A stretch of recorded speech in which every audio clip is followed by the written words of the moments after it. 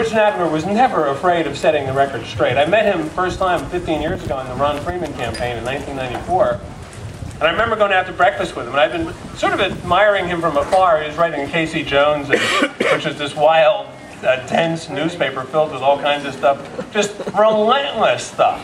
And he was telling me about his uncle, Teddy Nadler, who was an all-time big winner on 21 or one of his quiz shows. And he described his uncle as he said to me, my Uncle Teddy is an eccentric guy who knows everything.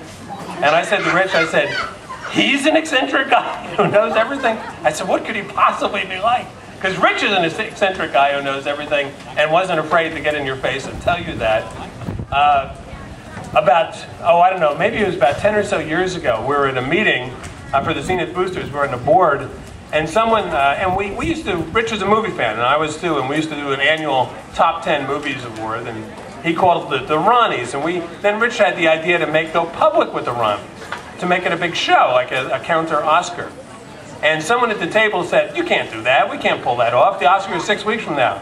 And don't ever tell Rich what you could or could not do. And we did. 6 weeks later, we had Michael Medved, 500 people, and a full, complete show. The highlight of the show for me each year was that for about 10 minutes, Rich would get up and give just, there's no other way to describe what he did other than a rant. I mean, he would just rant for about 10 minutes in front of the audience. And every year about a dozen people would take me aside and say, Jack, Rich is so inappropriate.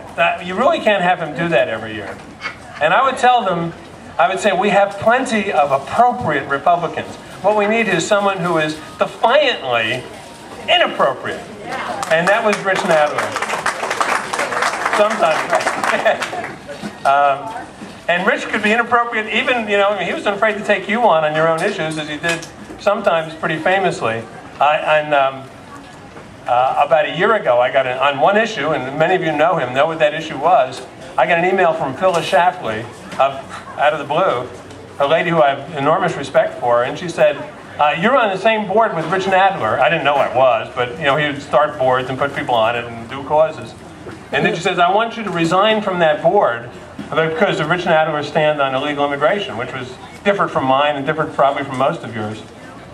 And then I said to her, I emailed her back, I said, with all due respect, Phyllis, if you knew Rich Nadler the way I know Rich Nadler, you would never have even made that request. Because no one fought harder for freedom, for liberty, for life, for all the things we believe in than Rich Nadler did.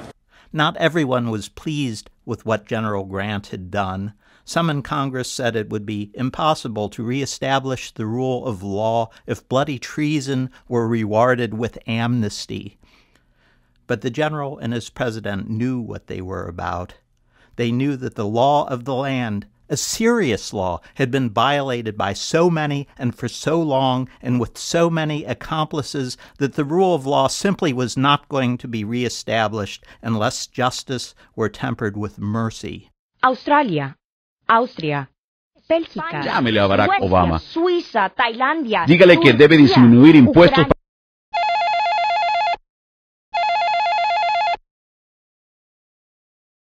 We have started this year the first ever Rich Nadler Freedom Fighter Award in his honor. And the winner this year is his wife, Barbara LeClerq. Is Barbara here? I haven't seen Barbara yet. Barbara, I think, is coming, so we have the award for her when she does come. Now, there's two reasons that Barbara deserves this. One is that she put up with him. He was an astonishing person. I mean, she put him out there every day to do battle. I mean, she got him ready to do battle every day. And if you ever saw his house, you ever saw Rich, I mean, someone had to be behind this because he wasn't doing it himself. And she nurtured him and she loved him. And that took just incredible heart and incredible perseverance.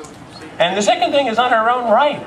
I mean, she's an Army veteran. She's a just totally formidable person on her own issues.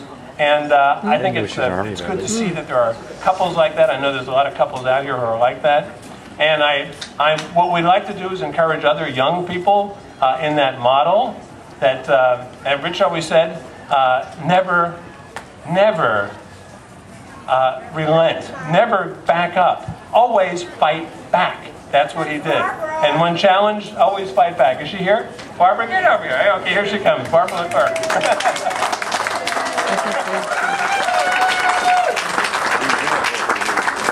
Watch that. Okay, now I'm going to have to repeat all the things I just said. No, I'm sorry. You can tell Barbara what I said about Rich, but there is no one who deserves it more. No one deserves to have the award named after him more than Rich, and no one deserves the first award than Barbara. Barb LeClerq, you're on. Here you go.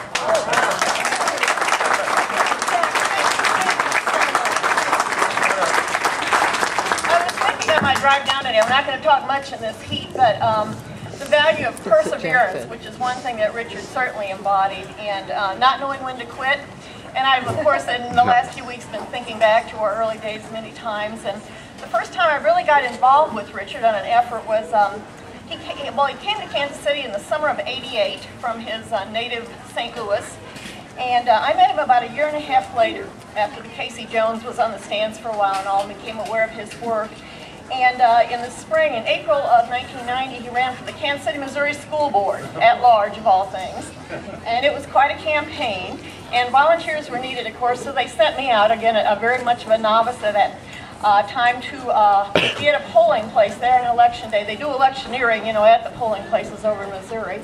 And so I showed up early that morning in the polling, still running, at the polling place in Westport, and who was the opposition person handing out stuff there but Mary O'Halloran. So I was off and running from the very beginning, and again, I didn't know when to quit. I stuck with it, and the last 18 years of my life had just been the most fabulous thing.